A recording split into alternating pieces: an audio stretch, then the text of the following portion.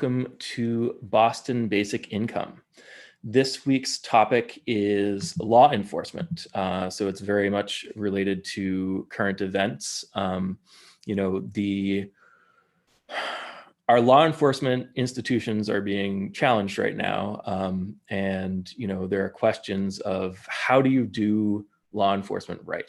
Our society has laws, and it's important that our society has laws and that people follow the laws. But what happens when the laws are, the laws that are maybe reasonable laws are not, our institutions for enforcing those laws are causing harm, or maybe the costs to having those institutions are greater than they need to be, and people suffer in the process. So we can get into topics about just about how things are broken now, how we might be able to fix them, and then how that relates to basic income. So in terms of how it could relate to basic income, we could ask ourselves, does poverty make it more difficult for people to even follow laws in the first place? Does it cause people to judge groups of people who tend to be poorer than other groups of people? So racism, for example, we had one of these on racism, and we did one of these on the prison system as well. So all of this stuff kind of ties together and ties into what's happening now. Is the answer to abolish the police? What does that world look like? What does it mean to abolish the police or defund the police? Does it mean that you just don't have law enforcement anymore? Do you replace it with something else? Is it fair to call the new, more functional version of it a form of police as well? Or what are kind of the constraints that are preventing us from doing better? Is it a problem with the law enforcement system itself? Or to what extent is it a problem with the law enforcement system itself? To what extent is it a problem with the economy and the society in which the law enforcement system exists, in which the police exist? Does it make it more difficult for us to have a functional police system when people are suffering more than maybe they have to, that kind of thing? So all of these kinds of questions. So I want to start by going around the room and getting people's initial thoughts. I think people probably have a lot of different types of thoughts about this. So we'll start with Dan, and then Elizabeth, and then Ian. So the question is, how could we be doing law enforcement better? How could we be, what are the problems that we're facing now? And how does basic income fit into the mix? So Dan, Elizabeth, and then Ian.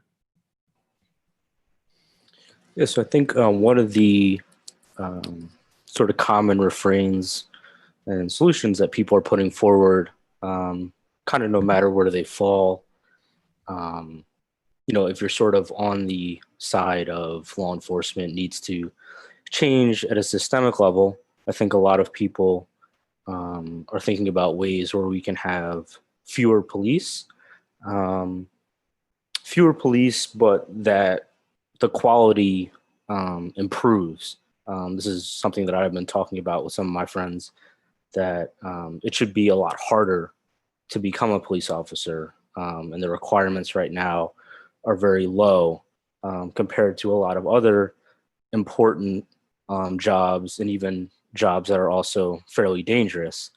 And so just an initial thought with that is sort of basic income has always seemed to me to be something that will allow us to make systemic changes in a way that has more buy-in, because whether you're talking about healthcare or law enforcement, there's always this common objection to, well, what about all the people who work in this sector who may lose jobs because we make this big systemic change? And so I think basic income can come in and, it doesn't solve that issue, but it, lessens the blow somewhat. And, maybe just puts people in a space where we can think about making changes for the good of society, independent of individual financial concerns, or where that's less of a motivating factor for why we do X instead of Y. So that's kind of an initial thought. Yeah, I like that. Anytime we want to change anything, someone chimes in, what about the jobs? And maybe in a basic income world, you don't have that question so much. So let's go to Elizabeth, Ian, and then Richard. Yeah, I mean, so like I want to defund the police as a goal towards eventually abolishing the police surveillance carceral state. That policing is a way of controlling people through violence, and that's not a system that's working for us. Not a system that encourages human flourishing. And so yeah, like Dan's point about basic income. If everyone had a basic income, then there wouldn't be that immediate pushback of oh well, what are you going to do with all of these cops and people who work in prisons and all of that? But also on the sort of other side of that is that a lot of the behavior that we criminalize is behavior that's born out of poverty. That you have lots of people who are homeless, who are getting arrested or otherwise sort of controlled by the state for loitering or being in places that they're not supposed to be. People behaving erratically who, if we could fund better mental health care for them, that would be a much better way to solve that. People who are committing property crimes because they don't have any money, people who are involved in the drug trade, which we should also decriminalize. There's so much stuff that we criminalize that we should decriminalize, and also stuff that is maybe objectively harmful, but that people are only doing because they don't have money, getting involved in gangs. There's so much stuff that if people had enough money to live on, very few people are going to be yes, I would like to choose this dangerous and destructive thing that will harm other people, when instead they could just stay home or learn how to garden or whatever. Yeah, I think that's a really good point about police. The whole point of police, or a big part of it, maybe we're using it in other ways that are maybe not appropriate, but a big part of why we have police is to address the problem of crime. And are there more efficient, more effective ways to address that by maybe not putting people in a position where they would be doing something criminal, or putting them in a position where we even have to kind of make this decision to criminalize their behavior. I think that's a really, really interesting point. Let's go to Ian, Richard, and Joan. Yeah, I mean, I think there's a lot of ways that we can improve, police, or the notion of having that type of system, whether it's social workers, because a lot of police do social work type stuff. I like what I heard about police being not being qualified. I read something that it takes longer to become a chef than to graduate the police academy. So that's one area. Could definitely see some improvement, is much more rigorous training. And I think it also would be important to if getting rid of certain aspects of what police do, or what powers they have, definitely to refocus on building up the other areas that need support, because we can't just get rid of a police force. We have to build up structure in other areas, and I think poverty is definitely the heart of a lot of issues. Mental health, poverty, I think, are all very much related. Crime, and I think basic income can help with all of those areas as well. Yeah, it'd be a good discussion. Yeah. Okay. Let's go to Richard, and then Joan, and then Alex. Well, other countries have much stricter laws as access to guns. And so, like in the Philadelphia article, with the people being shot and having their spinal cords damaged, so they might not be able to walk anymore, and all sorts of things like that. Our culture like glorifies guns and violence and things like that. And so that might be and that along with like other countries don't have any sort of issue with binge drinking, but in America, it's like there's all these things like in like Germany and Austria, they have a drinking age of like 16, and they don't have any sort of real issues with binge drinking and things like that. At least nowhere near as much as America, even though they have we have age of 21 before you can drink. It's just all sorts of like cultural issues that have yet to be solved. Yeah, that's really interesting. And I like your point about guns. And no country out there has basic income, and yet some countries are doing law enforcement better than we are. So that's another question. Who can we look to as an example for how to do it better?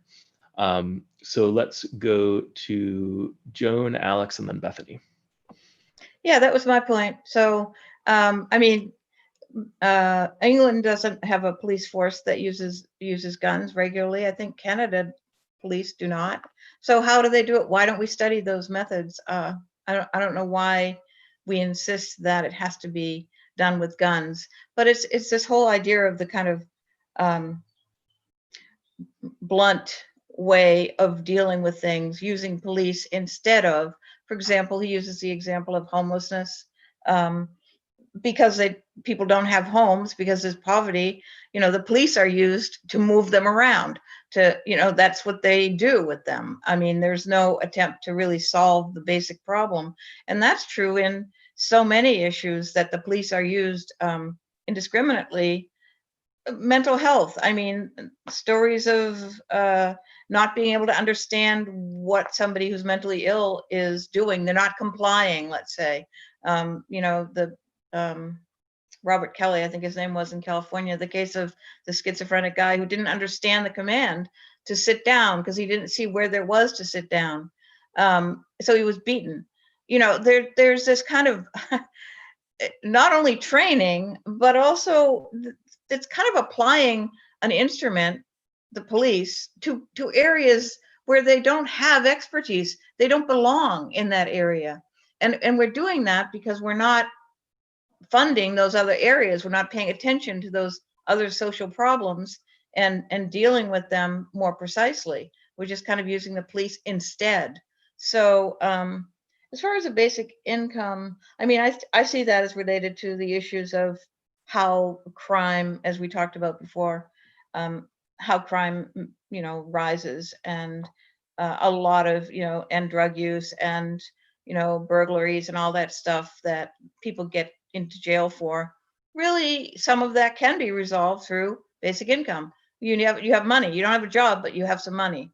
Poverty is a huge driver, I think. Yeah. Yeah, in the Philadelphia Tribune article, they're talking about how people don't have any, they just have all this free time in the middle of the day and they're milling around.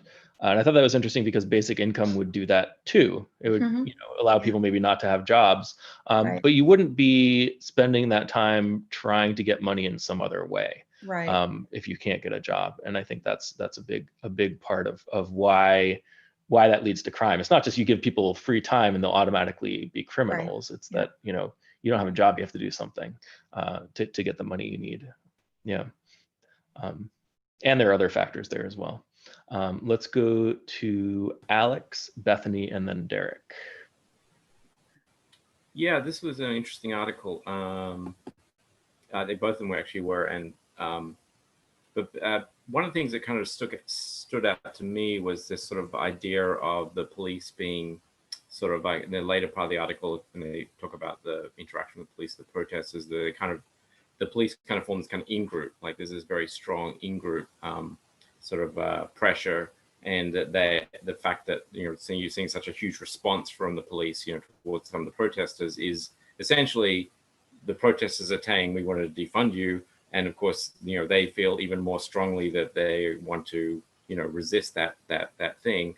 So and they were sort of saying how like no one's ever really, I've not really seen any news articles about this, but it was interesting. This author pointed out this kind of connection between this sort of strong in-group dynamics, and I feel like the more society sort of tries to kind of put all its eggs in one basket through something like the police, the stronger that tendency becomes. And so one of the ways that basic income could kind of like address that is kind of on two levels, like both obviously the people that feel disenfranchised would have access to money, but also like the police wouldn't necessarily feel like they have to, they may have other options. If the culture of the police changed, that they were able to go and take another job, that, or get other forms of money or retrain because they didn't like that kind of world, that could maybe sort of break down that kind of feeling of like us versus them that seems to have developed.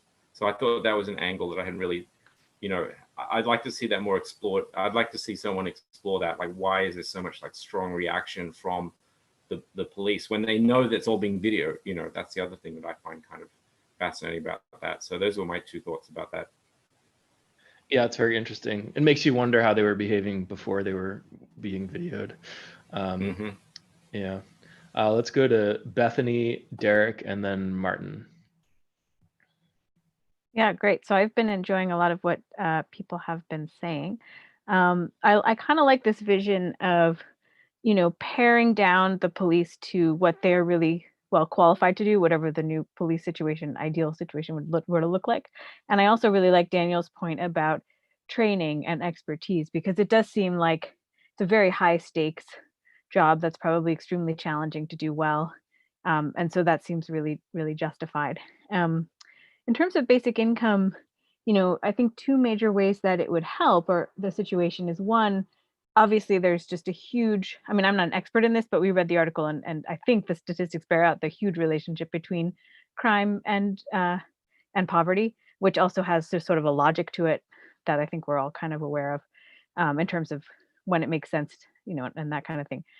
So that's sort of the big one. But I was also thinking about advocacy, because one of the things I've been learning more about is just various issues with incentives within the police department, corruption within the police department. And, it's not always enough to be less poor, but when you're less poor, you have more resources usually to try to combat systems that are harming you. And so I think that's like a secondary way that something like basic income would help. It's just, I've been trying to think, if the police were mistreating wealthier people at the same rate that they seem to be mistreating like less empowered people, would the corruption persist? Could we get rid of it? We don't always get rid of it, but it seems like there'd be a better chance because the people would have more resources.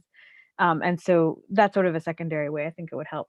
I also was thinking about different things it doesn't help, kind of to frame the conversation. So it doesn't directly address the corruption, and like having good institutions without corruption with good incentives, like that's always important. And that's always like I feel like a hard battle in government. So that's one thing, but it might help. I think Joan brought this up a little bit with other countries, but the fact that our populace can be so armed seems like it's another factor that basic income doesn't directly address, right? So the police have like all these guns out there to potentially contend with. So then we give them guns, and then that creates a higher chance for violence to happen, lethal violence to happen, that kind of thing. And then I think Elizabeth brought this up to some extent, but like there are certain laws that I think compound the problem that maybe I personally don't agree with, but just in terms of forces, like there's a huge market for a product that's illegal, namely like lots of different kinds of drugs. And so people are probably going to find a way to try to supply that anyway. And then that can sort of secondarily fuel a lot of crime, which could then make like the policing harder. So that's another one that basic income might help with, definitely in terms of people's incentives to like go into that business and so on, but doesn't fully solve, I think. And then let's see, the last thing I was going to bring up is just from like a very big picture view in terms of whatever we call like police or whatever, like what do we want that institution to be doing? From a little bit of what I've studied, in sort of some small scale societies or in places where the institutions to protect people's sort of property and physical safety just aren't very reliable or trustworthy or aren't there at all, you tend to get other extremely costly things. So that's always in the back of my mind. Like you get people doing these vengeance feuds over even like tiny things that lead to massive violence and massive costs and massive deaths. So I do feel like, that sort of frames like we need some good institution to take protection out of people's own hands, or it's very helpful because when you don't have that, and people have to put their own personal protection in their own hands, that also doesn't go very well, at least that's sort of my general sense. And that's not to say we shouldn't do everything we can to like prevent the crime or the violence in the first place, but like I do think you need some kind of trustworthy, reasonable, reliable institution so that I don't feel like my only recourse against getting attacked or raped or something is the vengeance feud team my dad and brother can put together, and like that, and to make it a little dramatic, but that kind of thing, you don't want that situation. So there is a role for me, but I think that doesn't mean there's not like tons and tons of room for reform. And if the institution isn't trustworthy, it's not doing a good job protecting people, you end up with some of the same problems, which could be part of what we're seeing too. So anyway, that was kind of long-winded, but those were my different thoughts. Yeah, I think those are some good points. There's definitely a role for law enforcement, and the question we can ask is to what extent the police are performing roles that they don't need to be performing, and that kind of thing. And I liked your point about the police know how to not mistreat most wealthier people or most white people. So the fact that we have, whole segments of our population that are afraid of the police, and then whole segments of our population that aren't afraid of the police, is a sign that it must be at least possible to have a society in which people are not afraid of police and not being mistreated by police, because there are people who aren't being mistreated, right? So there's something there that must be possible. Yeah. Yeah. And if I could just say, go ahead. Follow up to that relates to my other points. I mean, I think obviously the fact that most of those wealthy people don't have a sufficient incentive to like commit a crime because they're already wealthy and there are consequences for committing crimes, let alone other factors. Like, I think that it works in both directions. Like they have more power to push back against mistreatment, and the police also have less reason potentially to be concerned, or like less reason to imagine they should be concerned, or so it's just all these factors we've been talking about. But like you said, it is possible. We see it in our own segments of our own society. Yeah. And then there's pooling people into groups. Like if Black people are poorer, they're more likely to commit crimes, and then you get racial profiling and stuff like that. Which is really but even if you have racial profiling, you shouldn't have anyone necessarily kneeling on anyone's neck and killing them. Nope. No, I'm not saying that explains everything. Different layers of problems here. There's different layers of problems. Yeah, for sure. I didn't mean to imply that was the whole thing, but no, there's a lot to this. Let's go Derek, and then Martin, and then Matt, if you have any initial thoughts. I did like these articles. I like the title of the article, which is "How much police do we need?" And I think that's the right question. And it's important to sort of figure out, well, how would we determine that, right? How would we find out how much police we need? Because I think you could ask a lot of different people in society, and they'll have very, very different answers. So you ask some people, and for whatever reason, just preferentially, they grew up with cop movies, their dad's a cop, or they're going to say we need a lot of police, and police are important. And then you ask some people and they're going to say, no, we don't need any at all. I don't like the police, let's get rid of them entirely. And so I'm more interested in this question of like, well, what is police for? And then do we want more police? Do we want less policing in the society? Like there has to be an answer to that question. So I like the definition that was provided by the article. It described the police as violence workers.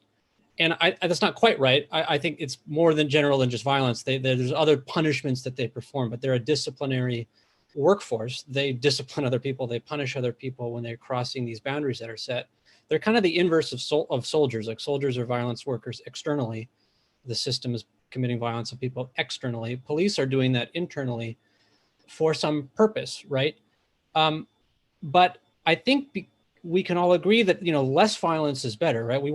If this is necessary, we would like less of it today than we had tomorrow, and if it was possible, we would like as little as we could get away with, you would presume.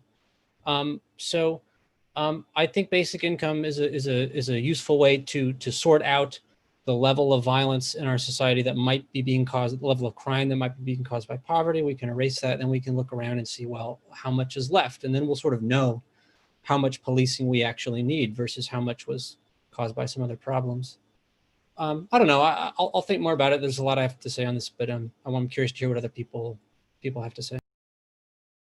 Yeah, I like that. Basic income helps simplify, by removing the problems that basic income removes, it helps simplify how we can think about the remaining problems. And that's true of law enforcement. It's true of a lot of other things too.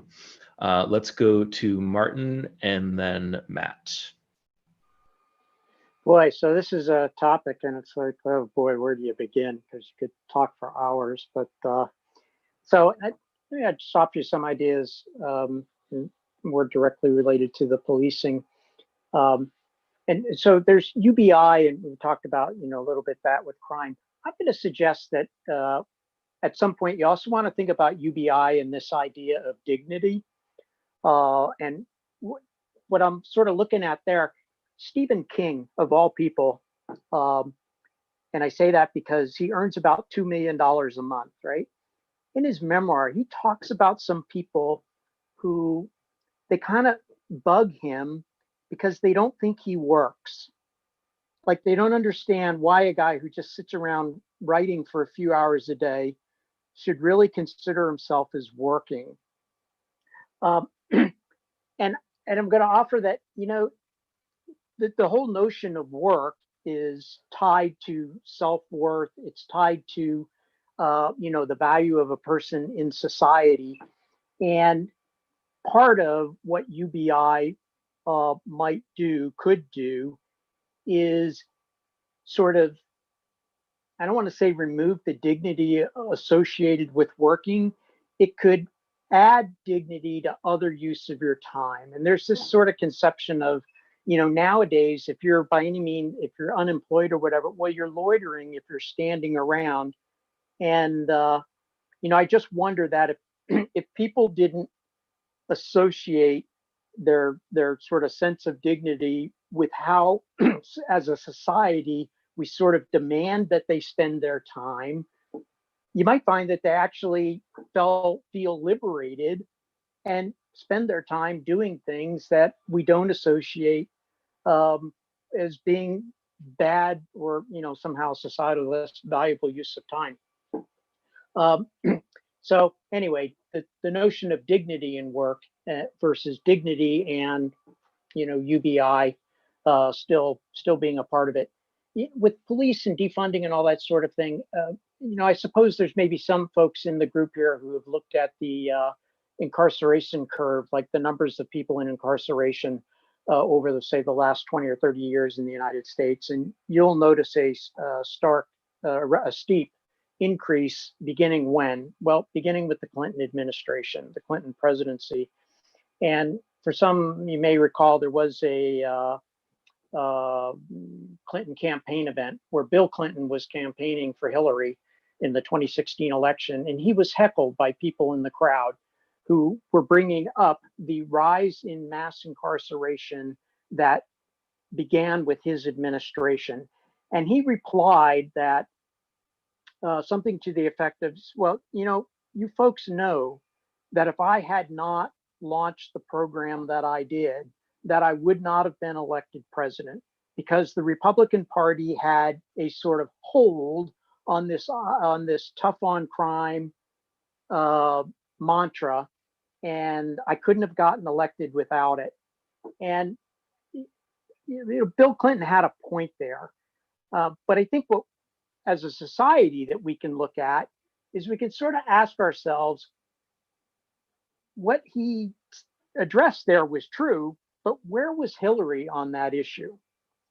And in other words, you have somebody who has a track record, and I'm not saying good or bad about Hillary or any of that. It's just she could have addressed the issue, but I don't think she ever would have, because it was a total losing issue for anyone in the United States in any party to take a sort of a more open-minded view of policing, incarceration, punishment, minor crimes, breaking cycles and all that sort of thing. So anyway, there's a thought there. Some of you may have seen in CNN an article about Camden, New Jersey. Camden, New Jersey effectively, so to speak, abolished their police department. Well, not exactly, but they did sort of take an approach of tear it all down and start over again. There's, sort of a bunch of lessons learned there for anybody, after this is over. Consider looking at CNN in Camden, New Jersey, and look at the article of what they did. I actually grew up not far from Camden, so it's kind of interesting there. Bethany mentioned something, about personal protection, as a woman and that sort of thing. Some of you may recall that there was quite a bit of debate in Massachusetts over legalizing pepper spray. And the people who were most against the legalization of pepper spray was the police, fraternal order of police and police in general. And they're sort of thinking about, well, if it's legal, then people will use it against us. But, so I often thought to myself, but what about the woman who doesn't have pepper spray while she's waiting for the police to arrive, in a threatening sort of situation? It's non-lethal. And frankly, I would say that, you could take even a broader look at sort of non-lethal protection, where in this country, you have a strong bias against non-lethal means of protection. Why? Because there are those, this is personal, now this is an opinion, there are those who advocate for the Second Amendment, and in their view, it becomes a slippery slope where if you have the means of non-lethal self-protection, and that's one of the, the arguments for the Second Amendment in some adherents, is that it's because it's all about self-protection. And that's what the founders intended. I'm not sure exactly on that issue, but so they don't want the slippery slope of, the self-protection. And that's just room for a little bit of thought. And anyway, I have a bunch of other ideas, but we'll just see how the discussion flows, and maybe I'll bring them up. Okay, that's a lot of interesting points. Thanks, Martin. Matt, do you have any interesting thoughts? Or they don't have, I want them to be interesting, but do you have any initial thoughts? Sure, yeah. So I haven't had a chance to read the articles, but obviously I've been thinking a lot about the role of police. And one of the things that Bethany said reminded me of this quote that I'll roughly paraphrase, which is that rich and poor alike are prohibited from sleeping under bridges and stealing loaves of bread. And then, I think as far as UBI goes in relation to policing, right, obviously having UBI is good in that, people will then need to commit fewer crimes because they'll have more of their needs met. But I think, we have enough examples of police, going after and harming people who, haven't really committed any crime to know that that's not going to be enough to really resolve all of these issues. So I think, while UBI is good, obviously there has to be a much deeper look at the role that police play and to what extent we want them to be around. And I think basic income to me has been helpful, maybe in the way that I think about ideas like abolish or defund the police. Because the first time you say that, the initial response is like, well, you can't get rid of the police, then everyone will just commit crimes, which I think reminds me of the objection. You say we should give everyone money for free. It's like, oh, everyone will quit their jobs and be lazy. It's always someone else who will do that. It's never the person that you're talking to. It's some other person out there probably who will do that and mess up the whole thing. And so I also recently rewatched, I don't know if you guys have seen Scott Santon's video where he talks about the Monsters Incorporated case for basic income. I highly recommend watching it if you haven't, but basically his argument is that we've found a system that works sort of where we motivate people to do work by taking away the stuff they need to survive and then giving it to them when they do what we say. Basically, we put a gun to people's head and until they do what we want them to. And so I kind of think about, abolishing, and then he goes on to say that, maybe giving people a basic income and then just letting them do the work that they wanted to would work even better, but we don't know because we've never tried it. And so that's kind of how I've come around to think about abolishing the police as well, right? We've taken this idea of policing and we say, rather than meeting people's basic needs, they don't need to commit crime in the first place. We've just gone around and increasingly pointed a gun at everyone's heads until they don't break these laws that we've set out for them. And so when you have an idea like abolish the police, well, maybe it sounds, impossible at first, in the same way that basic income does, but we don't really know until we've tried it. We've come up with a system that sort of works, right? But maybe this other thing would be better. We just don't know because we haven't given it a fair shot. That's an interesting point. Yeah, and I guess the question is, I have that initial reaction, right? Like, if you abolish the police, then we are going to have some kinds of problems. And I think with basic income, I also think of it as like, it's not abolishing of jobs; it's just getting it to the right level. So I kind of think of that way with police as well, getting employment to the right level, getting law enforcement kind of to the right level, or the efficient level. Another thing that people didn't bring up is kind of the hyper-localized, non-standardized nature of our police system. So each community has its own police department with its own procedures and rules and training and everything. So who knows, maybe a lot of the police training is really good, and maybe in a lot of places it is true that it's easier to train to be a police officer than it is to train to be a chef. I thought that was an interesting point that Ian brought up. But I think even if we come up with the way to do policing right, it's not going to work unless we have it kind of everywhere, right? Because if we have the best practices and everybody's, some people are following them and some people aren't, or some police departments are following them and some of them aren't, then what have you really achieved? Yeah, Daniel, go ahead.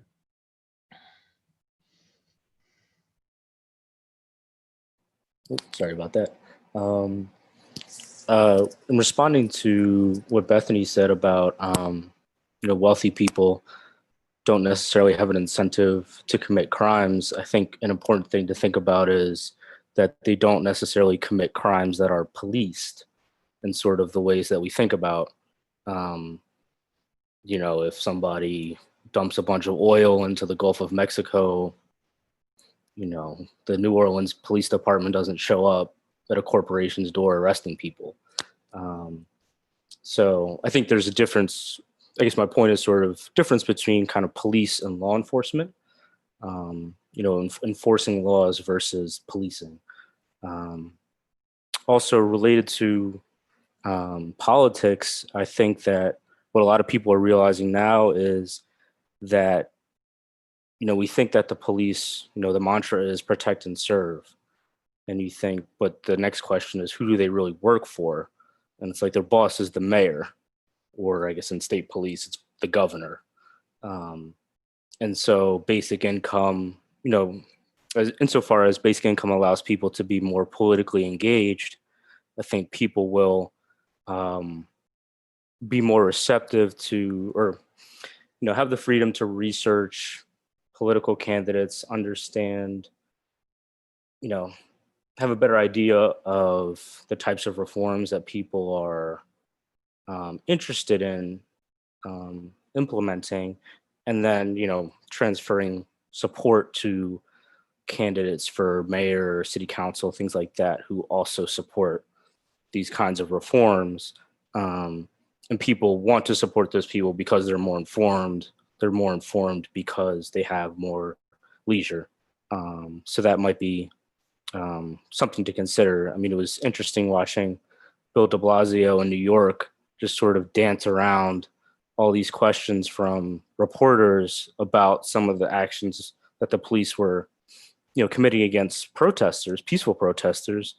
And it just highlighted to me how much mayors are so in the pockets of the police, the fraternal order of the police unions, and, breaking that stranglehold to actually implement the reforms that I think most people want to see with policing will kind of require people to just, have the ability to be more informed about those sorts of things. And then kind of the last point that came to mind as people were talking was, UBI might be helpful in allowing people to live in the communities that they serve. I know one of the big problems right now is that when we talk about, the military being an occupying force, that's how many people's experience with the police is. It's the people that they're policed by don't live even remotely close to them. They might live 40 minutes away, an hour away.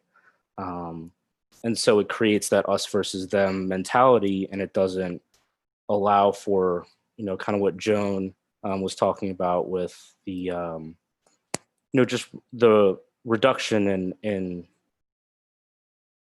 going to violence as a solution, as a way of addressing these issues. If you live in the community, you might know the people better, and it allows for you to understand people's situations and address things in a different way than we do now, where people come in and just sort of, their only goal is to enforce the law as it's written, and they're not seeing people in their own personal situations. And so because, cities are expensive to live in, I think UBI would help potentially with that. Yeah, I think that's right. And certainly to your point about people being able to be more politically involved, we had a whole discussion on civic engagement and how giving people more money and freedom to spend their time how they choose allows them to be more involved in their community. But I think this is a huge thing, like having the people who are serving the community be part of the community. So then it kind of like aligns people's incentives in that way. Bethany, go ahead. Yeah, I just wanted to say I appreciate Daniel bringing up that point about kind of what kinds of crimes, and it's kind of consistent with my mindset, but I didn't really make that super clear, which is just, for example, for super rich people, there are definitely some really harmful crimes or harmful behaviors that are just not properly disincentivized in their own way. Like people are unlikely to get caught, or the fines are less than the profit that the company makes. So like, I'm not saying it's like that I didn't mean to say there were no crimes that, you have as a problem. And super, super rich people sometimes can get away potentially with murder or certainly with other abuses because they're like so wealthy they can kind of circumvent the consequences. So I didn't mean to denounce that. It's actually part of my same thought process, which is like people are weighing consciously or unconsciously the costs and benefits, and kind of depending on how those play out, you get different behaviors. And certainly for the kinds of crimes that are heavily policed, for the average upper middle class person, trying to steal someone's cell phone is just not going to be worth the social reputational costs, let alone the policing costs or going to jail, because they just have enough money that, it's just not worth it to them. That was the kind of thing that I had in mind. So obviously, the more we can make it not necessary, maybe for survival, or not worth it for people to commit any kind of dangerous or damaging behavior, high level like oil spills or mugging someone on the street or killing someone, whatever. That's kind of what I'm in favor of. And it's different for different people depending on where they are, for sure, in society. Just want to clarify that. Thanks. Yeah, I like this line of discussion because when we talk about law enforcement, there are all kinds of laws, and enforcing them, requires different things depending on what kind of laws we're talking about. And there are certain crimes that, are more kind of like in the police realm, like the police handle that, and there are other crimes that are potentially not. And then a question we can ask is, is there a way to remove as much crime as possible from the realm where police would be responsible for managing it and that kind of thing, so that the need for so-called violence workers is kind of reduced to a minimum. And that can involve having less crime, and then having the kinds of things that police work on in terms of their scope, maybe reducing that if there's more efficient ways to handle certain kinds of law enforcement. Yeah, did you want to have a response, Bethany? Just to follow up, you just gave me the idea also, like for some things, if people have money, you can use fines or kind of like incentives that are less damaging to people's total life. Whereas if you're already dealing with people who have nothing, like, then you end up, that's maybe one of the many reasons you end up resorting to like taking away their freedom and these really extreme things that we'd rather not be doing. So that's just another thought I had about like basic income or people not being poor, is like you can at least start with some other things that I personally think are like less damaging, or I would like to take away someone's freedom as really a last resort. So you just Yep. gave me that idea too. Yeah, it's a really good point. If everyone has a basic income and everyone has money, then you could punish them by fining them instead of maybe locking them up or, you know, other kinds of things. Yeah, Joan, go ahead. Yeah, well, I mean, fines exist anyway, though, in addition to being locked up. And I mean, that's just, I'm thinking of that as you're talking. But I want to go back to what you said, Alex, about different municipalities, cities, towns having different police procedures. And that isn't something that I really knew or thought about very much, except when in Minneapolis it came out that, you know, the chokehold, the knee on the neck, they were not recommended procedures, but they weren't prohibited procedures, which of course will come up in the trial, you know, that they weren't doing anything illegal according to the police procedures there. But in other cities, it's different. So, I mean, standardizing that and coming up with, you know, ways of policing that are not inhumane in that way makes a lot of sense to me.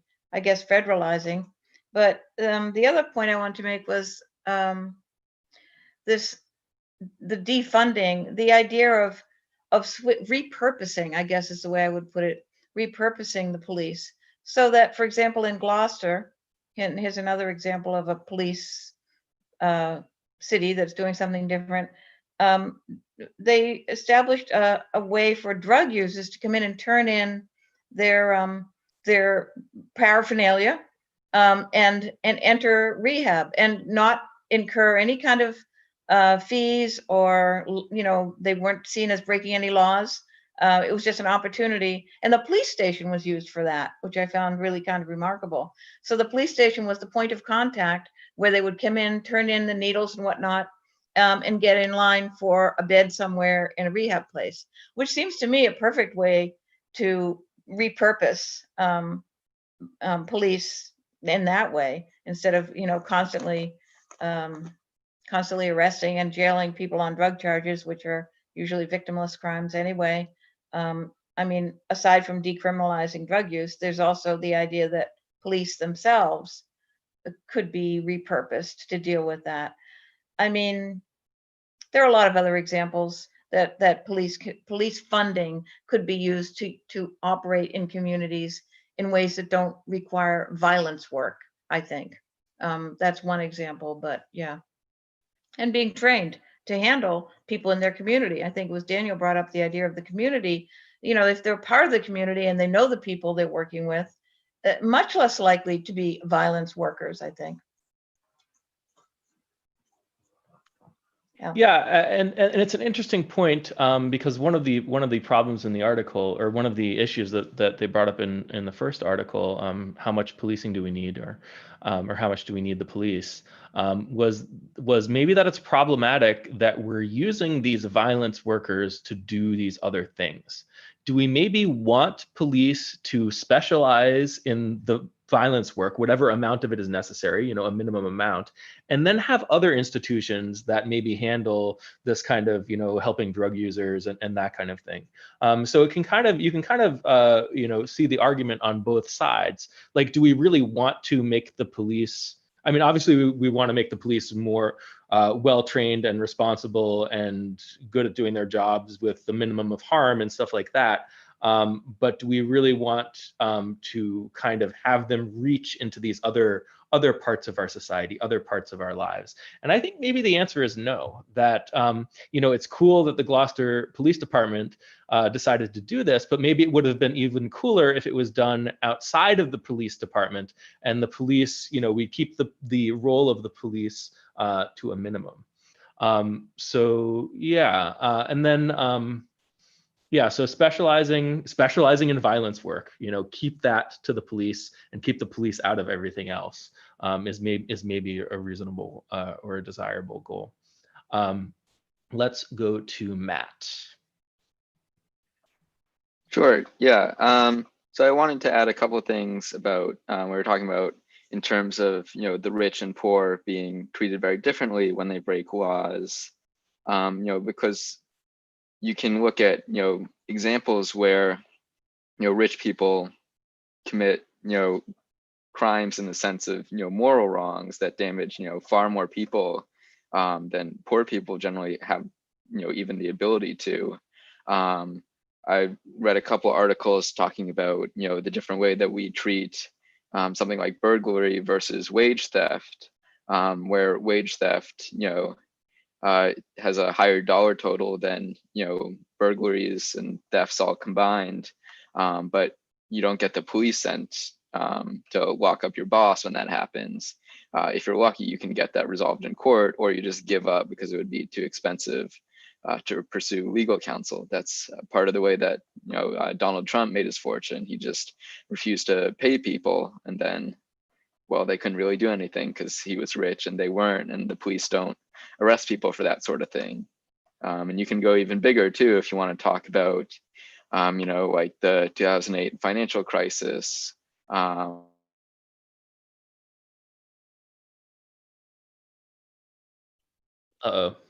Looks like we may have lost Matt. Yeah, but I think he was making some good points there. Let's go to Alex. Yeah, this is a great conversation. I was one point that we made a couple of points back that I thought was kind of particularly interesting, because I know we're talking a lot about, we tend to be focusing on burglaries and crimes and sort of violent, things that are like have sort of maybe more serious kind of like, put in the category of more major crimes, right? That kind of thing, like, like burglaries and robberies and stuff like that. And we obviously, I think one of the big problems is that police are, that some of those things are over policed. But even just for more trivial things, like parking fines, you hear these stories about someone accumulating hundreds of dollars of parking fines, or even less, and basically not having the money to be able to pay for that. They end up in jail for essentially what is essentially a civil infraction. So I feel like basic income could be a big help in, like we were talking about earlier, and kind of like making sure that the consequences of these more minor infractions don't become spiral out of control. Because I feel like you not only have the problem of sort of over policing at that sort of lower end of the spectrum, but it's kind of creeping up through into like these more minor crimes, as well as the economic system is so tilted towards the wealthy. So I think that's another point of where the sort of police get involved in things that they don't even, that they maybe not even would have never even worried about, even let's say 40 or 50 years ago. But now they're effectively used for those purposes. So I feel like that's where basic income could have a major, another major impact, even if you didn't change the fines themselves. Yeah, helping to mitigate police creep and exactly. Yeah, but I like that police creep. Yeah. Let's go. Oh, Matt, you're back. Did you want to finish your thoughts from before when you got disconnected? Oh, sure, that'd be great. Yeah, one of the things with fines is that police departments are increasingly using those as a source of revenue for local governments. And so I worry that if you just have a basic income and then don't really take action to come up with better ways, I guess, of managing that, you'll have police officers assigned like a quota of number of people they need to pull over because the local government needs the revenue. So I don't think that, obviously it's better for someone to, to pay a fine than to go to jail, but I think we need to rethink that sort of system rather than thinking a basic income is just going to solve that, when it would probably just kind of entrench something like that because there's more money to get. I'm also reminded of, stories of, I remember one where basically, I think I just saw this on Twitter, like someone started dating like a rich person, and whenever they would park in like the middle of the city, they'd like park in like, somewhere that's not a parking spot. And they're like, oh, you can't park here, there's, a fine. And he's like, no, it's just like 150 pounds to park here or whatever, because he was very wealthy and he could just pay the fine. And so rather than being a deterrent, that was just the cost of parking. Yeah, I think that's basically all I just wanted to say to that. Yeah. Once you have a specific price on something, it's like penalties in basketball. Like you're not supposed, like when it was originally designed, you're not supposed to foul anyone. And they put the penalties in place as a deterrent, but now everyone's like, oh, well, this is, what I have to do. There's penalty shots and whatever. And this is this is the price you pay for the penalty. And then you kind of just calculate that in as a cost. It doesn't feel like something that's wrong anymore. It feels like, okay, this is something I have to pay for. And is it, there's a cost benefit analysis or something like that. And that's not exactly kind of the outcome that we want for these kinds of things. And your point about speeding tickets and quotas is really interesting too. And I've thought about this, and I think it would be really interesting to see what would happen if we just had a rule that the money that goes to fines, legal fines and stuff like that, didn't actually go to the local government. If that money is just gone, if you only had the fines as a way of deterring people, and it didn't provide revenue for, to cycle back into the police department or something like that, what would that mean? So I think that's kind of getting the incentive so that you're not just fining people in order to raise revenue. And Dan, you have your hand up, but you just turned your camera off. Are you still there? Yeah, go ahead. Oh, I was just going to, I guess, kind of raise a question, because part of this is making me think, like, we obviously have issues with policing and law enforcement, which is sort of the back end of the situation. When you think about George Floyd, everybody thinks about the video, the graphic video. But then there's also the front end where the shop owner calls the police because of like a forged $20 bill or $20 check, whatever it might have been. And so, it highlights another example of basic income, helping to solve, the poverty issue or people not having enough money for whatever reasons. That crime also the crime might lower. But I'm also curious what people think if the presence of basic income just in society in general would make people call the police less, or would that be an environment where people would feel like they needed to call the police less? I don't know. It's sort of just a random thought I had. Yeah, I like that question, and there's kind of two parts to it. One is, would there be less of this type of crime? Am I really going to, forge a $20 bill if I have enough money and can just spend the money? And then the second question is, in the event that something like that still does happen, would the shopkeeper still call the police, or would it be like a weird, like, why is this thing happening? Is this maybe a psychological problem? Would we have, there's no, I think, yeah. So why do we call the police in situations like that? We feel like there's some kind of wrong that's being done that needs to be punished or prevented from happening again, or something like that. It has to do with our sense of justice, like, oh, the police need to come and take care of this, and something like that. I wonder if maybe we'd start thinking about stuff like that, especially in a world where it's just really weird and no one would have much of an incentive to do that unless there was something, like weird going on with them, if we'd start not thinking about it as a justice thing anymore. So yeah, I think those are really interesting questions. Let's go to Derek. I think that's a really, really interesting point. This question of, like, what's the front end, what happened, what causes these things to occur, like, in the first place. And those are often much less dramatic than the horrible events that can occur. And that then those are exactly the kind of events that are going to get our attention and be spread through media, something that's really graphic and awful. Like, a way of thinking about this, it's almost kind of like we're very upset by war crimes when they occur.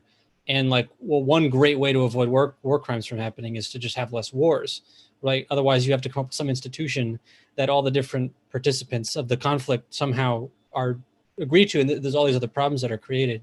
So I think one way we can think about basic income addressing this problem as not so much giving people the money to pay fines, which I think could be problematic, but it's almost the inverse of that.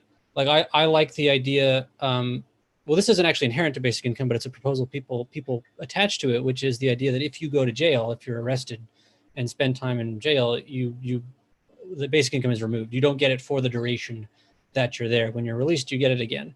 And what that is it's basically a payment to stay out of jail. And I think that's pretty effective, right? That's going to reduce the incidence of people performing these pettier crimes, that kind of thing. Money tends to work as an incentive for that kind of thing, for people to want to avoid things, and so that's sort of how I look at that. Like I think if you, and I also think that there's a very serious possibility that okay, to the question of like, will people feel less motivated to call the police in on these situations? That's actually why I also think it is important to have an idea of the police as the violence workers, as the unpleasant people that you don't want to deal with. Not that they should conduct themselves that way, but you want to be called. You want to pick up the phone and call them when you have a violence problem, when there's a conflict that you're trapped in and someone's threatening you, and you need someone else with another threat to come and deal with it. If you have other things like another number you can call, so like, oh, I'm having a trade disagreement or something, or there's noise in the neighborhood or something, then you wouldn't expect those people to show up armed, right? So that would be nice. It would be nice to really cleanly separate those things, and then we could disincentivize it more. Yeah, I like that. Let's go to Bethany. Yeah. So my comment was from something from a while ago, but it kind of came back around with what Derek was talking about, which is like, in terms of what we mean by violence workers. So I totally agree that we want to think of it kind of that way and use it as a last resort. But I also think that like just the fact that there's the possibility or the threat of violence there doesn't mean that I also wouldn't want the police trained to like minimize that as much as possible, you know, in nevertheless. And like some people talked about like alternative forms of like of sort of what I like to call protective use of force. Like I think that's what I would like to think of the police as bringing, and I would like it to be like non-lethal, obviously, as much as possible, and like de-escalated as much as possible. In addition to only calling them in when you might need protective use of force. So the other point I like a lot is Derek's most recent point, because in response to Daniel's question, I'm like, so what do I do about this counterfeit bill? Like, it doesn't seem like there's the right person to call, because I don't really need protective use of force, like there's no threat of force against me or anything like that. But maybe I don't care, but maybe if I care, like who do I report it to? It's kind of getting this point we've all been talking about, which is that there just aren't necessarily like the appropriate kind of calm, nonviolent, options for some of these kinds of things, for a lot of these kinds of things. And maybe we don't even have an appropriate agency right now, other than the police to call for those things if you wanted to just kind of like flag someone as possibly handing out counterfeit bills, which I wouldn't think of as like a huge deal. Right now I have to choose between doing nothing and calling the police. Maybe I choose to do nothing, but maybe if there was like a nonviolent, like different kind of agency, I would call them or something like that. Yeah, so good thoughts on that, Derek.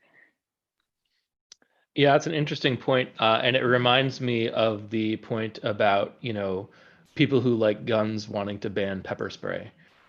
So is there maybe some incentive somewhere where we don't want something in between, or some people in our society don't want something in between the police and calling no one, because then you're afraid that that would diminish the need for police, and maybe you want to protect the police officers and make sure they still have as much of a role or as much of a role as possible, and that kind of thing.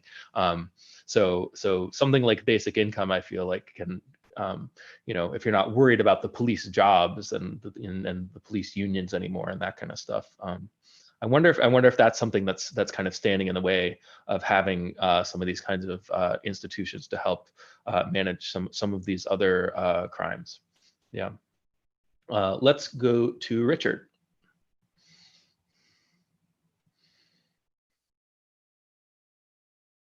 If you're there, Richard. Yep. There.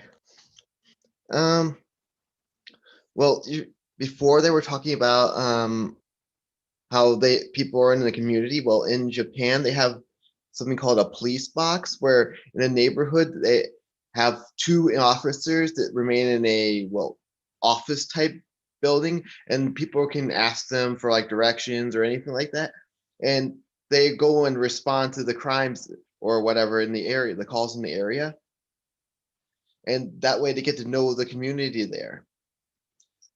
Another way that you could potentially alter the police is to have like a surveillance state, which is not recommended, where you have CCTV cameras and drones and things like that, which is a way you can replace the police. But Yeah, we talked about that a little bit in our discussion of the prison system. To what extent can something like surveillance substitute for prison? So if you're watching people, with ankle bracelets and that kind of thing, does that mean maybe you don't need to send them to prison as much? Depending, and I guess prison has a few different purposes that it serves, but some of them maybe are just about making sure people don't commit crimes, and you could just watch them instead. But then that leads to a slippery slope of is it easier to slap surveillance on people than it is to send them to prison, and then are we just surveilling everyone, that kind of thing. But yeah, I mean, I think these are really interesting questions. Let's go to Martin. So a couple of things, a little bit. We're talking about the role of police and maybe alternative roles and that sort of thing. And when the issue of masks and the virus, I'll say the issue, and I think most of us will recall that it was not common for Americans to wear masks. Other cultures, they do. And then we finally sort of went along the way towards, well, maybe masks should be worn, to maybe masks must be worn. And I can remember thinking to myself, you had so many communities and you were hearing the new policies that required people where you were not able to social distance outdoors and in all indoor locations, that you must wear a mask or the typical fine would be $300. I read one community where the fine was set at $1,000. And I have to tell you, I looked at that and I listened to that and I thought to myself, why don't they just hand out masks? And I offer that as an example of, look how quickly, as a society, what was our knee-jerk reaction? We knee-jerked from sort of downplaying any role for masks to thinking, well, maybe they do. Okay, well, that's a little bit of a science question. But once we sort of societally decided, okay, well, yeah, you know what, maybe wear masks, the first reaction is slap a big fine on it, when you could have handed these things out. In fact, and probably in a lot of communities, people are sort of looking around saying to themselves, where do I even get a mask? Okay, where do I get it?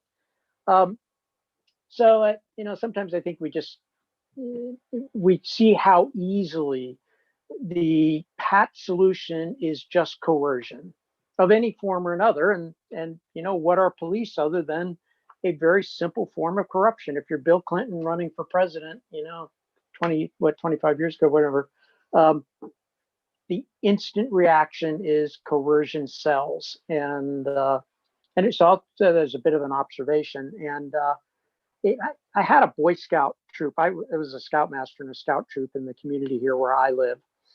And when I first took over, the scouts were always talking about the question of crime and punishment, how to punish and who to be punished and all that came up a lot.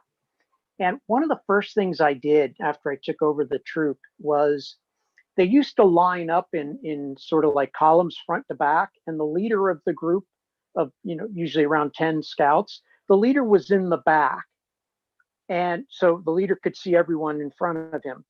And I moved all those leaders from the back up to the front. And one of the scouts came up to me and he said, why do you want to do that for? If you put us in the front, we won't be able to see the scouts and see when they're misbehaving. And I said to the scout, I don't want you to see the scouts. I want the scouts to see you. And boy, he just looked at me like I had three heads for a little while. Over a short period of time, all this talk about punishment, it all sort of went away. And this troop was just under 100 years old. They turned 100 about a year ago. In the last 2 years, before they turned 100, they produced more Eagle Scouts than had ever been produced in the troop in the previous 98 to 99 years. And somehow we managed to do that with no discussion anymore, at least, about punishment and what the appropriate punishment was and how were the older scouts going to punish the younger scouts. You just took the whole, I just gave them something else to look at, so to speak, and to think about setting an example and doing stuff that was fun and getting everybody involved. And, so many of these other problems that, they always worried so much about punishment all went away. I really like that. Yeah, setting an example for how to be a good citizen rather than just watching people to see when they do something wrong. That's a very different paradigm. And I think, in terms of getting people to follow laws and to cooperate in their communities and with fellow people, that feels like a much more positive incentive than the negative incentive of punishment and police and that kind of thing. Yeah, so I wonder if there are ways that we can do more of that. And also kind of to Richard's point before about the police boxes where the police get to know the community and everything like that. It makes me wonder about really asking the police to specialize in the violence work part of their work. Because if they do that, maybe that removes them more from the community that they're in. So maybe there is an argument to be made for having the police take on more of a role, be more part of the community, be a more peaceful part of the community, that kind of thing. So I think, yeah, there's arguments to be made in both directions there. Let's go to Ian. Yeah, so I had some thoughts about the notion of the police force as like an authority, almost like a parent, where a lot of times people like we were talking about will call the police when they feel like something's wrong.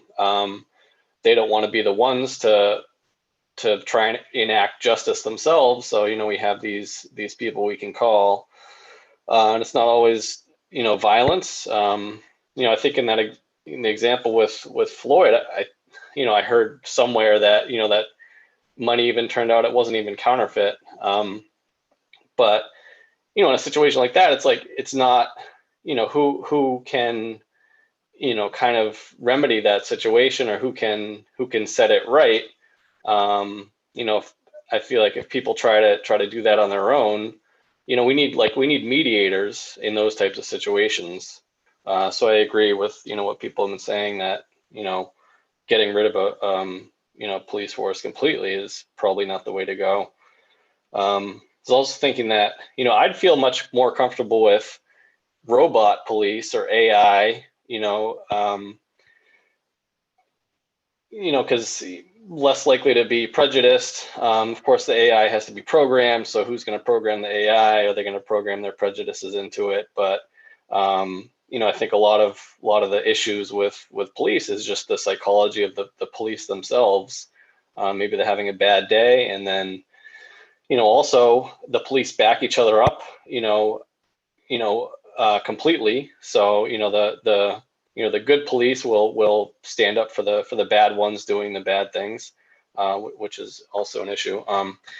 But as far as like the basic income part of it, I know that there's been studies that have shown, giving people money who don't have money, to a certain point will increase their quality of life. After a certain point, it doesn't, increase your quality of life to get more money. But especially if in poverty, having more money will, completely, decrease your stress level, increase happiness, increase, well-being. And I think, those would definitely correlate probably to, calling the police less.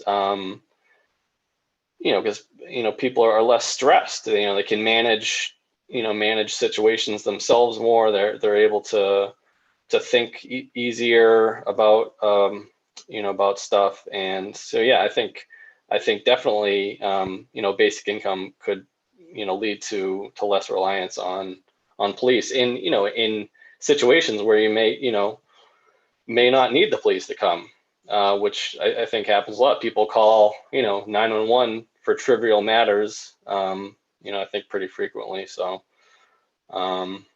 yeah, that's what I was thinking of. Yeah, I like those thoughts. Yeah, and Elizabeth has been posting some interesting messages to the chat, including why surveillance is a bad idea as a replacement for prison. So what and actually she had a comment at the beginning, which was that, or Elizabeth, you said that you wanted to defund the police as part of a way of moving toward abolishing them. And I guess my question that I want to ask you, I'm going to cold call you, is what do you imagine the ideal world with an ideal law enforcement system looks like?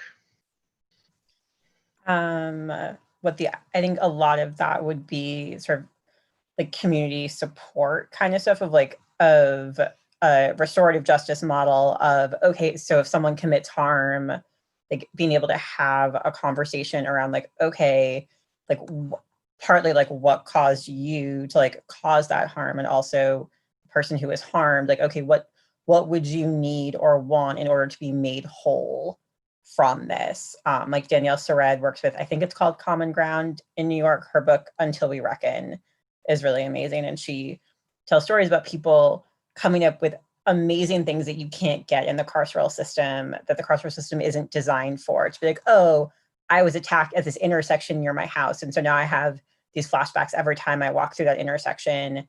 And so I want the person who attacked me to come and just shake my hand there. So have this neutral, positive interaction, and do that repeatedly over days to sort of overwrite those memories. And that's something that's was unique to that person. It's not something that everyone who gets mugged is going to want as part of their healing process, but it's something that they were able, through this really thoughtful process. They have a bunch of counselors and who work with people to be like, okay, what is it that you need in order to be made whole from this?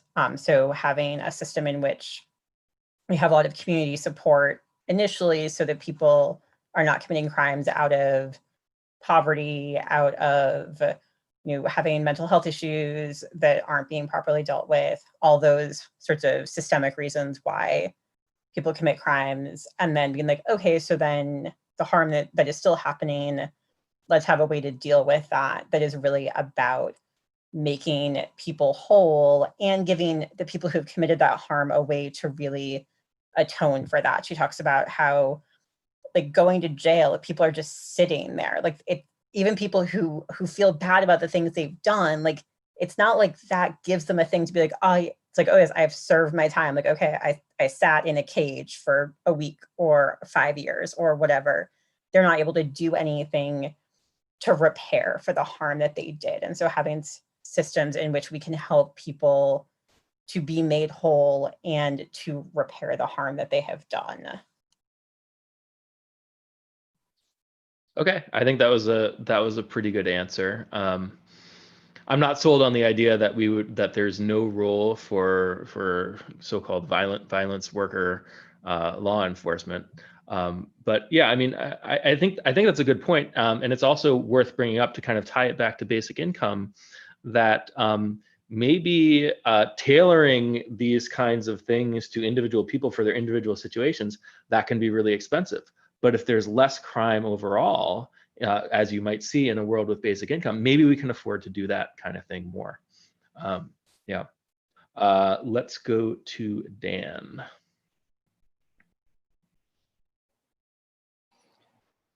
So I guess related to this topic, if we think about maybe police, as Alex said, being narrowly constrained as violence workers, and we, for other sort of less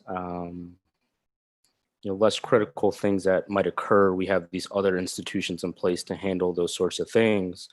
I'm wondering if it might make sense to think about the police in a similar way to volunteer firefighters, where they're called into action when something happens. I worked at an ice cream shop in high school, and next to the shop was a firehouse.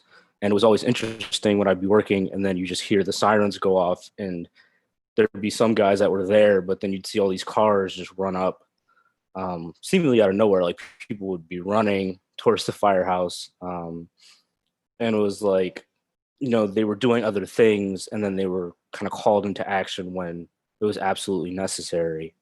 And so if we constrain what the police do, then maybe we still have all these things where they have to be highly trained for a long period of time to be able to handle this stuff in the right way.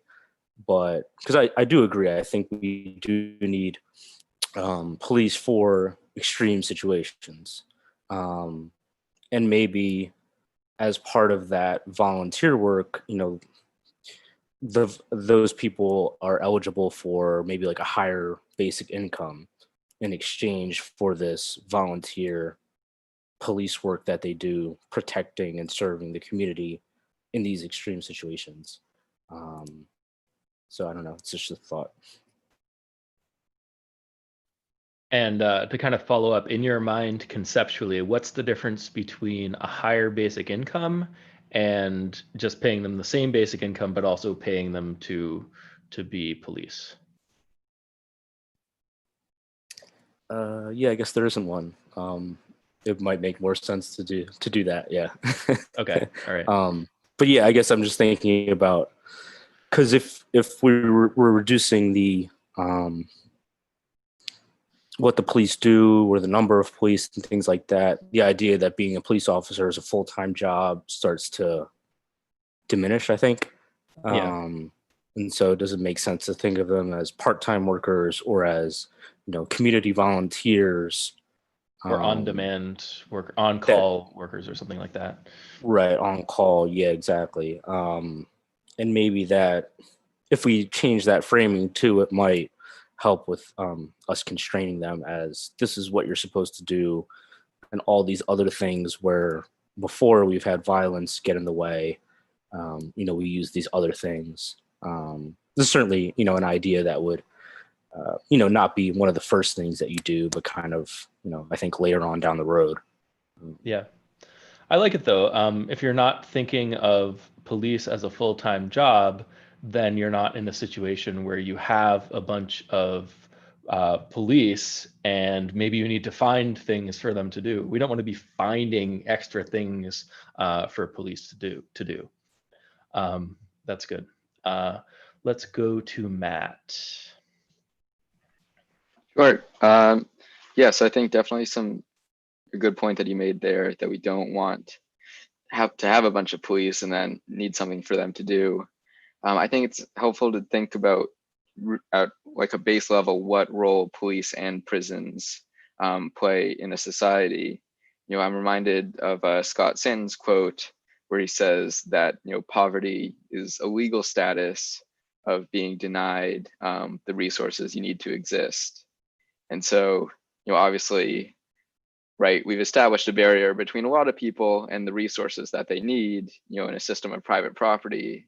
Like obviously, the organization that is responsible for upholding that is going to be the police.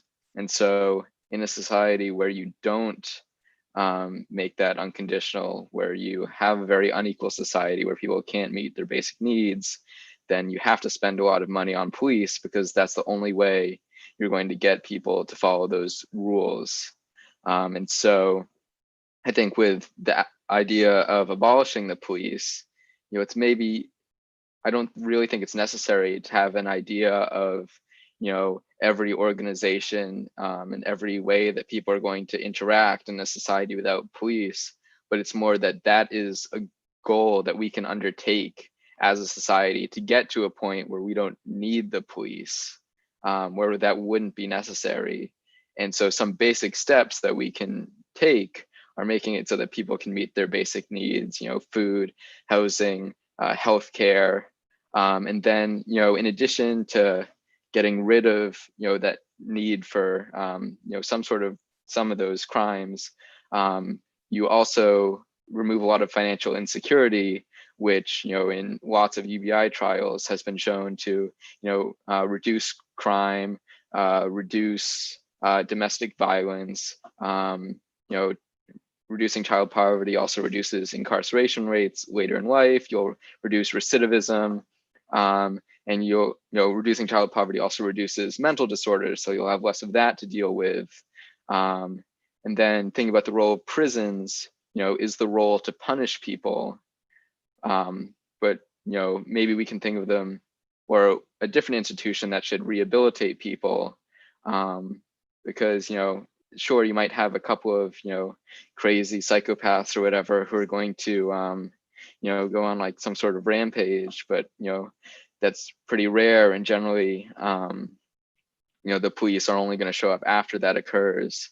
And so maybe you need prison for them, but it doesn't really have a role for punishing them, because it's not like a fear of punishing is going to deter someone like that. And then for everyone else, you do need the fear of punishment, because they're so desperate that you have to make, right, if you need your basic goods, you have to make the act of getting those so bad that you don't, if the only way to get those is committing a crime. And so I think we can undertake a goal of moving away from police and moving away from prisons, by making it so that we don't need those in the first place. So it's not going to be an overnight change, but it's something that we can make it our goal to every day move one step closer to needing those things less and less, until maybe we don't need them at all. Yeah, I like that. Certainly minimizing the extent to which we need police, and going in the direction of less and less. I think we can kind of. I think most people probably feel like that sounds like a better world, a world in which you don't need police as much. Let's go to Joan. Oh, so much has happened since I raised my hand. So some things I wanted to respond to. This $20 bill issue, I guess what you refer to as the front end of that crime, of that brutality. I mean, it's also true that calling the police for that, which is something we haven't addressed here, has to do with racial profiling. You may not have bothered to call if it weren't a Black man. And that kind of thing happens, it's rife. I mean, that's really what the protests are focused on. And we're getting to this point of, okay, so what if we don't have police? But I mean, working backwards, we do have to accept the idea that it's not just that they're inefficient, overly violent sometimes, but they're also very racist for the most part. A lot are. And it's not necessarily true that it comes from nothing, because racial profiling does come from something. More people who are Black commit crimes in this neighborhood, so it's more likely that you'll get stopped, and that just keeps feeding itself. And I like the idea of, although people were naysaying it, the idea of robots as cops for that reason too. Yes, there's somebody that's going to be programming that, but I mean, the neutrality issue is a huge one from my point of view. How people are treated by the cops. And that's not something, I mean, that's an overwhelming problem. These other things are hard, but this one is overwhelming because it has to do with somebody's psychology. And I don't see it as a solvable problem, really, that problem, which is really kind of at the basis and how this all started. But I do like the idea of AI as a possibility, and programming in data that, informs actions, and that the actions aren't aren't so passionate and overblown and violent, but only necessary. As far as I think the other thing I wanted to respond to was The idea of volunteer police, I mean, if you think about it, volunteering for anything means that you have an interest and a stake in it outside of it being just a job for you, which I think may be a good thing. Who becomes a volunteer fireman in the community? Usually they, they want to do that. Why would they want to do that? They want to help in some way. It's not a job, though. It's not the thing that they do for money. And I think that's probably a good idea. Volunteer police force. Yeah, I like that idea too.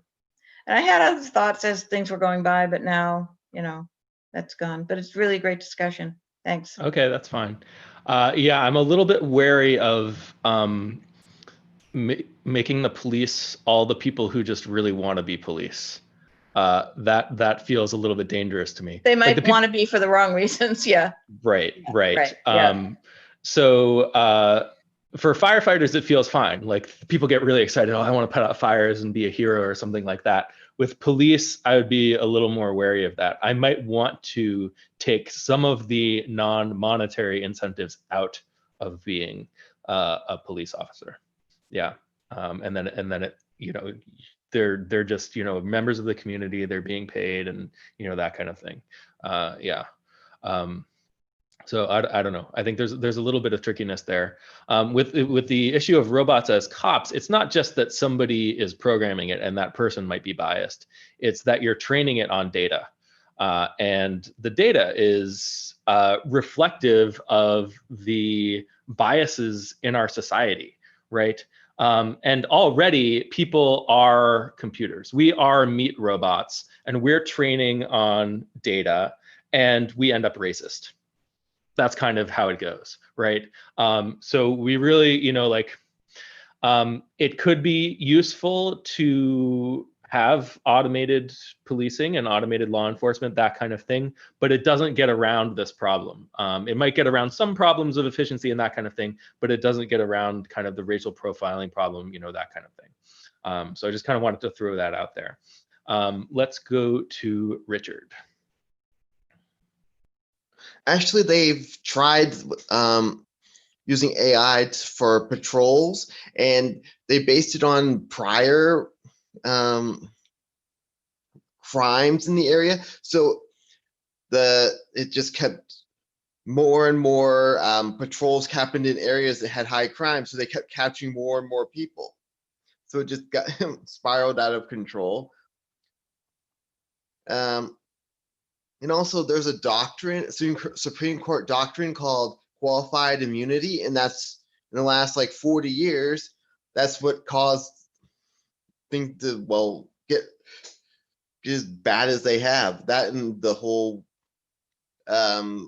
providing military equipment to the police force. And qualified immunity is about if hasn't been a case specifically like what they're being pressed going to court, then they get off of it. They get off, they're not charged, and it also protects them from like civil lawsuits. So they can keep doing whatever they want and they don't get punished for it. And so they just get off scot-free, so they get more and more extreme in their actions. Yeah, I'm glad that you brought up qualified immunity, and there are a lot of questions around that. Like, why do we have it? How did it get to be there? I mean, like some of these questions might be easy for someone who knows about it to answer, but it's kind of puzzling to me. Or there are some interesting questions here. And then another question is, does it serve a functional purpose in actually helping policing be more effective in some way? And then there's kind of, I'm curious about qualified immunity, and I think there are a lot of places that don't have it. It feels like a United States kind of thing. And then that gets into the question of to what extent, which we kind of brought up at the beginning, but to what extent are other countries doing policing better and doing law enforcement better? Let's go to Derek. Yeah, I just want to say I really liked what Matt said earlier about kind of a conceptual goal of trying to get to a society where we don't need police. and then measuring how far we've gotten there, right? And how is that going? I think there's a big difference between abolishing something and making something irrelevant. And I really like making things irrelevant. That's really enjoyable. And I think it happens more often than we maybe give credit for. I think we've all heard these examples of laws that people were on the books like since the late 1800s, and they outlaw some really like obscure thing that no one cares anymore. Like, oh, I'm not supposed to drink liquor on Wednesday afternoons or something. And no one really cares. Society sort of moved on, and there wasn't technically the law, the enforcement was there, and just nobody kind of felt the need to do it.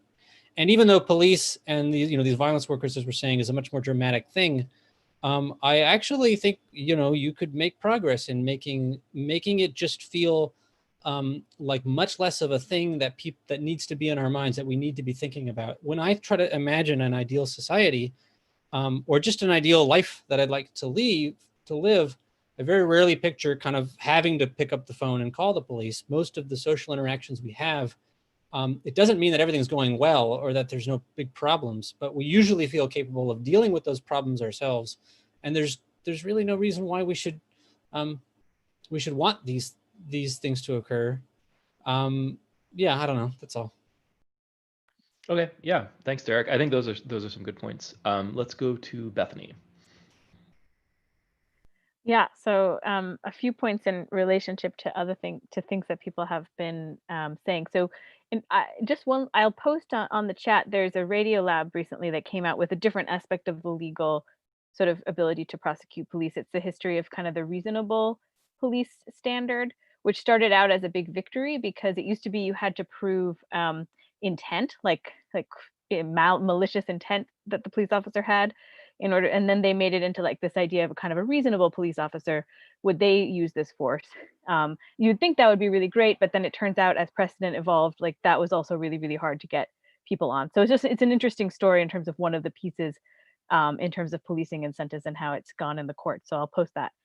But in general, like I completely agree with what people have been saying, and I've been learning more and more about this. It seems like the police have very little disincentive, like at least from a legal perspective, but also socially. Someone mentioned like they back each other up, like they don't get fired, they don't get charged. So there's all this lack of disincentive to use unnecessary force, and there's probably some incentive, like all else being equal, you'd like to totally eliminate your risk of getting shot or like killed or hurt on the job, and also your colleagues might like it if you're super aggressive, so they're never going to get shot or anything. And so like you have the incentives are just like totally, from what I can tell, and I'm not an expert, totally out of whack, for the police officers themselves, which I'm glad people have been bringing that up, because I've been thinking a lot about that.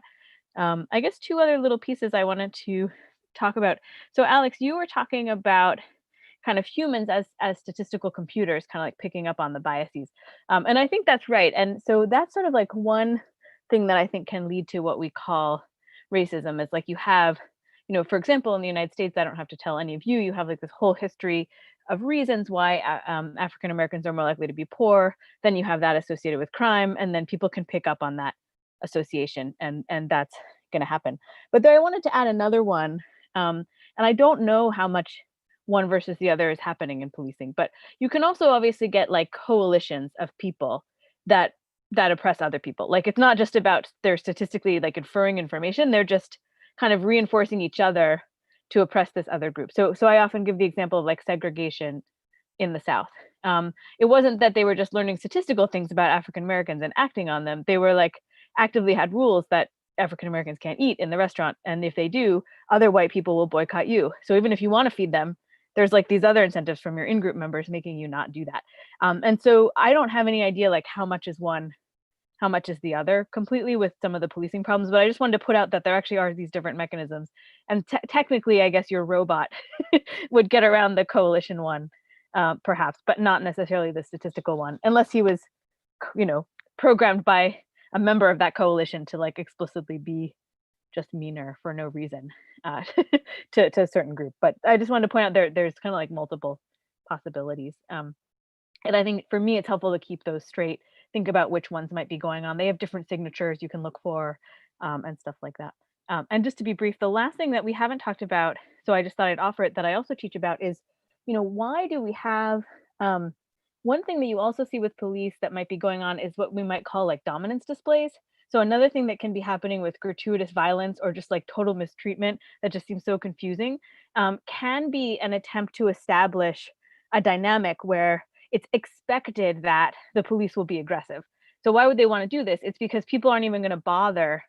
Sometimes if the fight is too costly, now you know they're going to be aggressive, you know it's going to be costly, so you're just not going to bother to go after them. I'm not saying this is a good thing, but this is another motive that can be happening that we have to think about how to combat in our institutions. And I guess like the more threatened the police might feel, or the more worried they are that they could sort of lose control of these situations and it could be really bad, the more motive they might have to do these kinds of seemingly gratuitous and like seemingly gratuitous but indefinitely horrible like dominance displays. And so with the George Floyd case, which I have to admit is like, even as a social scientist, like extra baffling, just because there wasn't like the personal threat seemingly happening or anything like that. One person brought up to me that, you know, the fact that the people who are bystanding were telling him to stop could have backfired, in the sense that now if he looks like he's listening to other people or his other officers who are below him or the protesters, whatever, then he's like giving up this sense of dominance or control of the situation. Not that that's not the right thing to do, but that dynamic can also happen with police potentially. And we haven't talked about it yet. So I just thought I would throw that out there as something else you need to contend with when you're setting up a good system, is how to prevent that instinct when you have a group in power that feels that they need to maintain control and maintain that power and things like that. So yeah. I've definitely had that feeling, like I'm doing something and I'm gonna stop, but then someone asks me to stop. I'm like, well, now I can't stop because I'm doing it because you're, and obviously it's not funny in this particular case, but it's a very real psychological thing. So we're getting towards the end. I want to go around and get people's final thoughts. We'll start with Alex, and then we'll go to Dan, and then Elizabeth. Yeah, this was a great discussion. I learned a lot, and it's good to hear different perspectives on this problem. And yeah, I kind of think that a lot of there's like so many different angles for this that it's hard to kind of know where to start. But I kind of think the idea of, I mean, whether you call it defund the police or whether you call it, there's this is a gradation between like, like complete abolishment and reconstruction versus like incremental reform and that kind of thing. And I feel like one direction is what we've been trying, which is a reform. Clearly doesn't seem to have been working that well. So we may need to try something more, more drastic.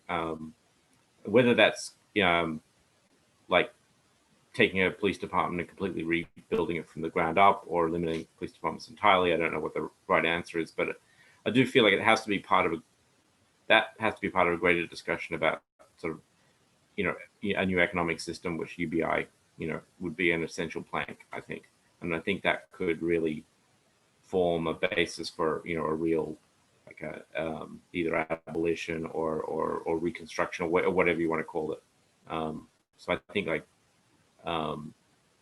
but there's many things to think about, but I think that's maybe one place to start, is to sort of, I think those two things are very tightly coupled. But yeah, I have other things to say about the more kind of things about predictive policing and all that stuff that, probably get into another time. I think that's another interesting subject for another time, but yeah. Yeah. Okay, we'll go to Dan, Elizabeth, and then Ian. Another good discussion. I know about qualified immunity that it started in 1967. So my guess it was probably somewhat racially motivated, since that took place during the civil rights movement. And after, there were achievements in the middle part of the 60s, similar to how the drug war started right after the 60s. So that's just something to think about. I think that's pretty much it. Thanks for the discussion. Okay, interesting. Let's go to Elizabeth, Ian, and then Richard. Yeah, I really appreciated the conversation. Sorry for saying all my things in chat instead of out loud, but one thing I did want to flag, I feel like we've sort of skirted around, but like we've talked a lot about police as violence workers, and that is sort of like, feels like the primary function that you couldn't sort of outsource to other people. but we haven't really talked about like, well, okay, so why do you actually want that? Like we talked about like, oh, there's these like edge cases in which you would still want that, but like most of the time police are showing up after a thing has happened. And so I know we don't have time to actually have this conversation, but I wanted to put on the table this question of, okay, even if you have violence workers, how does that role actually function in a way that gets you the results that you want? Like, is it some sort of threat of like, well, we have enough, like, statistically situated violence workers that we think we could call one of them and they would get here because we've like done a map? Is it this thread of sort of like, well, maybe one might be around, like what is the role? If we think that having violence workers is important, how does that actually play out in reality? Really good questions. Let's go to Ian, Richard, and then Joan. Yeah, thanks, Alex. Great discussion tonight. I guess my final thought is just that, I'm sure there's a reason why we don't look to other countries or adopt some of the things that other countries do that, seem obvious that would be helpful for our country.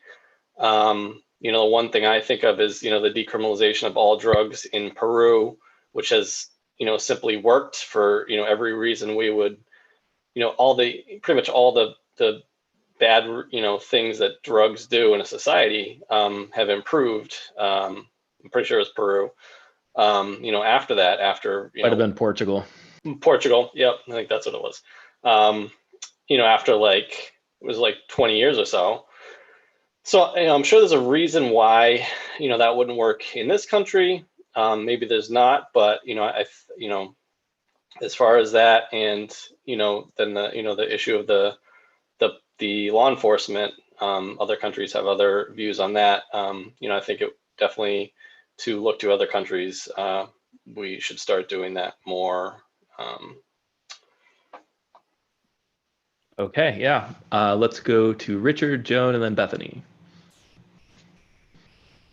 Well, recently I listened to a podcast from This American Life where they tried to reform the fire department in Amsterdam, Netherlands, and there was all these issues with like an old boys club and trying to like block this reformers every move, and how this guy was put into position as like the head of the fire department by the mayor, and he was put in a precarious place after the mayor was ill and he died in office, and a new person came in and they were racist as well, and it has like this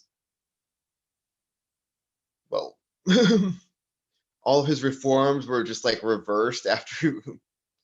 So these whole things, they can be put in place, but if they can be reversed just as quickly. Yeah. So how do you establish the new, better way of doing things in a way that sticks, without also putting in laws that would make bad things stick if you ended up having bad reforms? So that's always a tricky thing. Let's go to Joan, and then Bethany, and then Derek. Yeah, so there are a lot of things that come out of this discussion for me. The continuum, though, I'm curious about that.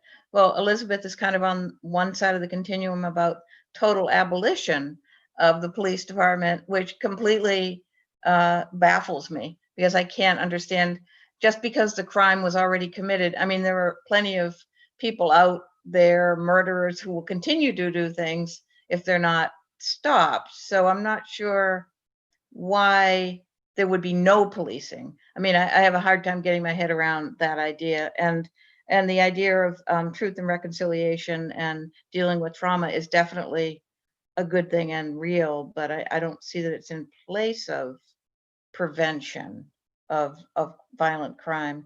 But mainly I'm coming back to the same thing I came in with, which was in terms of basic income, reallocating, not defunding, but maybe refunding in society places where people need help, homelessness, poverty, the whole idea of basic income there, which will help reduce crime and reduce the need for policing. I think they're tied together, but I don't see us as a society taking on those bigger social issues. Instead, we're concentrating on retraining police, dismantling police, all of this stuff about the police. But what causes police? Why do we have them in the first place? It seems like that's the bigger issue, and that's something where economics, it seems to me, plays a huge part, and basic income would too. Yeah, so thanks. Okay, lots of interesting points for further discussion. Let's go to Bethany, Derek, and then Martin. Yeah, I've also had a lot of new ideas to think about from this discussion, so thanks to everybody. I'll just make a couple of small points that we haven't made maybe yet, or we've made, but one is, in terms of why it's been difficult to get incremental reforms to work, one thing we've been thinking about, I've been thinking about is like, is the current institution just so entrenched, and maybe the unions and their power have a lot to do with that? And so there could be kind of a trick to this idea of like calling it like taking away one institution and putting in a new institution, even if the new institution is also kind of a new version of police, might allow them to, in practice, get around some of these like constraints. I wonder if that's part of what people are thinking about when they're wondering which approach to take, is like getting around the unions or getting around some of the entrenched people and that kind of thing. I'm just curious about that. I don't know. And just to say that I think there's been some evidence that reforms have helped a little. So it's not like the body cameras and stuff have done nothing in the place that they've really been implemented, or banning certain practices and stuff, but it's just been kind of like slow, and like people mentioned, kind of like inconsistent across different cities, and not the amount that we would want, but not to undercut the efforts of like people who've worked really hard for those things. I guess they've had maybe some impact. But yeah, Okay. thanks everyone. Thanks. Yeah, let's go to Derek, Martin, and then Matt. Yeah, this was interesting. I like something Bethany said a little earlier. That was interesting to consider, was the psychological motivations of basically violent police offenders, violent police officers who end up committing these kind of things, these acts, these crimes, because they are outliers, right? We know that this is not something. It may happen more often than we want, but it's not the default. It's certainly not like on the charter of what they're supposed to do. So there must be some pressure. There must be something going on with that person. It'd be interesting to study like what are the motivations there? How do people get trapped in certain cycles or fight or flight responses and that kind of thing? From a training perspective, right? How do you train police officers not to do these things? That's very interesting, especially because we should consider the possibility that the people that are really motivated to become police probably aren't the same kind of people who are really motivated to like stop police violence. They're not thinking about the same problems in the same way. They might have a different perspective or feel differently about it, and we want to understand how that is, how that works. But yeah, this was all very interesting. We didn't talk so much about the idea of like police entrenchment, institutional entrenchment. Like I think we should talk more about that. I think you could get into the possibility of seeing the police institutions we have as kind of work programs for these people that feel motivated to be police, and it's an excuse to give them wages, that sort of thing. So yeah, lots of stuff to keep talking about, I think. Okay, good stuff. Let's go to Martin and then Matt.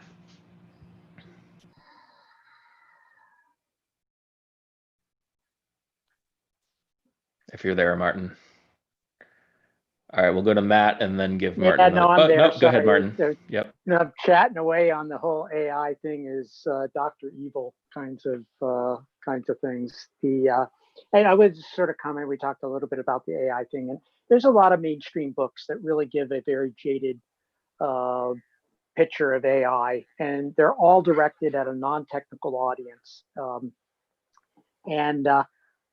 Personally, I feel like, to push back a little bit, just because, I know a lot of people who do this kind of work, and guys, they're just as good as, folks, they're just as good as the rest of us. They're They're not out there, even at, places like Facebook and stuff.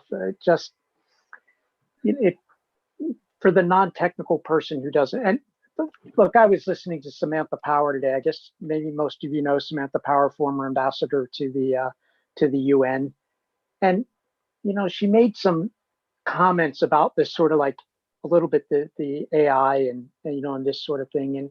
And honest to God, she's just very uninformed about what the technology really is and where we're at with it. And believe me, I'm not trying to say that everything AI is great. And my real point would be we're in the early stages of new technologies, and we're all learning the socio sort of impact of these things. It's not evil people out there just trying to make a quick buck in every situation. It's just not really like that. And my other thought is, just to put a little bit of a foreign relations sort of twist on this, since it was a little bit more my kind of work, and think about the way that we conduct military operations in a lot of places around the world, and that's our only choice. That's how we approach so many problems internationally, and consider the possibility that maybe there are, like so many of the things that we've discussed in this meeting, that there are alternatives to policing as we've often thought of it, as being the only solution to like every little socioeconomic problem. And it's sort of like that old saying, if all you have is a hammer, everything looks like a nail. We might even have a little bit more, to Samantha Power and people like her, we could have a little bit more informed sort of foreign policy that would probably be for the better of our country and other countries as well. Yeah. How do you enforce international law? So let's go to Matt. Final thoughts. Yeah. So, I mean, first I'd like to, thank everyone. It's a really good discussion. Yeah. And to the other Alex's point, about the difference between reform versus abolition, I think that the goal of reform is you say, okay, this aspect of policing, we made a mistake. Like qualified immunity was, a mistake, and the military vehicles were a mistake, and this department is bad, or these officers weren't trained correctly. And I think with abolition, it's saying no, it's not an issue with aspects of policing. It's an issue with society that we need police to act in this way. And so I think the difference between reform and abolition is reform, you say, okay, well, we have to have police, but let's make them nicer. And then abolition saying, well, what if we don't? What if that's wrong? What if there's a way that we can think bigger, rearrange and rethink our society where we don't need this institution that just ends up causing a lot of people harm. So, I'm not going to pretend that I have a perfect roadmap to get there. And obviously, reform, there are a lot of reforms that we can do right now, ending qualified immunity, taking away those military vehicles and weapons. That would be very good, real changes. But I think, yeah, the one thing I would just say is encourage people to think of this, as a societal issue and not just limit it to, making police better at their jobs, just making our whole society better, where we don't need people with guns walking around all the time. Okay, great. This was a great discussion, guys. My final comment is just that this is a really complicated issue, and basic income will make it simpler, as it makes everything simpler, and it might help us have a clearer view of what to do next. To some extent, it might help address the problem, and then to some extent, it'll help us see where we can go and how we can do even better. So next week, we're going to be talking about the quantity theory of money. So what does it mean for the economy to have a certain amount of money, and why does it matter? So that's what we're going to be talking about next week. All right. Thanks, guys. Thanks, Alex. Great discussion. Thank you. Bye. Thank you.